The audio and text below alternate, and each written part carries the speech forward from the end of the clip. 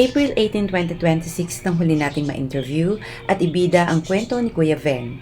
Ang kanyang journey sa pagtupad ng kanyang pangarap hindi lamang para sa kanyang sarili at pamilya kundi para na rin sa mga kapwa niya may kapansanan ay hindi naging madali. Maraming pagsubok at hirap ang kanyang pinagdaanan pero kanyang nalampasan. Good morning po sa ating lahat, lalo na po sa sumusubaybay ng Rise and Shine Weekend.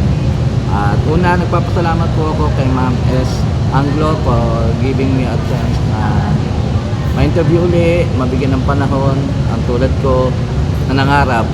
At finally po, nakagraduate na po ako ng BSL, Major in English, noong May 21, 2026.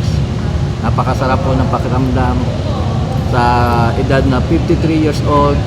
Nakamit ko na po yung pinapangarap ng aking magulang, lalo na ang aking ina, at mismo yung aking pangarap at pagnanais na magkameron ng diploma.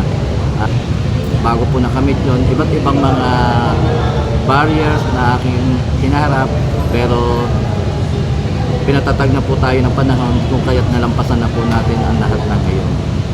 Ako po ay tuwan-tuwa at maluha-luha nung oras ng aking pag-graduation na hindi ko sukat akalain na makakamtang ko po ito. Sa ngayon, kasalukuyan po ako nagre-review sa Carbalita, Candelaria branch. Na-recognize naman po tayo na maging best presenter ng aming research. Ang title po ay Perception of English Teachers in Project Based on Learning on Language Instructor. At naging top ng overall comprehensive review ng LTT, naging top 5 po ako. Okay.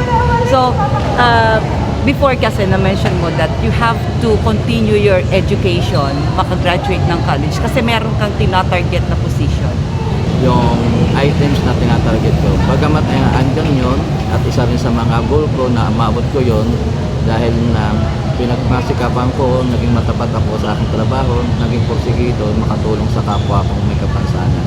Mga naging katulad ko na hindi tayo nakapagtapos sa tamang edad, huwag po tayo mawala ng pag-asa. Ang school po andyan lang, nag-iintay para sa atin. Bagamat tayo po ay dumadaan sa iba't ibang problema na nagiging sagabal para may pagpatuloy natin ang ating pag-aaral, pero may panahon para po ipagpatuloy po natin. Naniniwala kasi ako na ang edukasyon ay isang tools para magamit natin sa ating mga hinaharap o kinabukasan. At sa mga nag-aaral at maswerte na pinag-aaral ng kanilang magulang, sana ibigyan po ninyo ng panahon at pagkilala o pagpapahalaga ang ginagawa ng inyong magulang. Kasi ang edukasyon ay napakahalaga po sa buhay ng tao.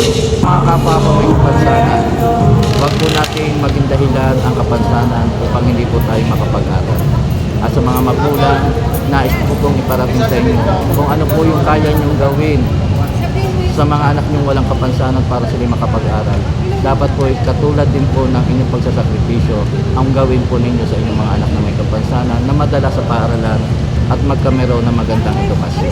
Ngayon po tayo ay nandito sa Chaong Town Plaza. Ano meron ngayon, Kuya? Yes, ako po isa sa mga participants po ngayon ng mental health and psychosocial support. At isa sa mga magandang training para makapagbigay tayo ng tulong o serbisyo lalo na sa mga taong may kapansanan o sa mga taong dumaraan sa mga problema o kaya ay yung mga anxiety natin and mga burden natin sa ating mga sarili.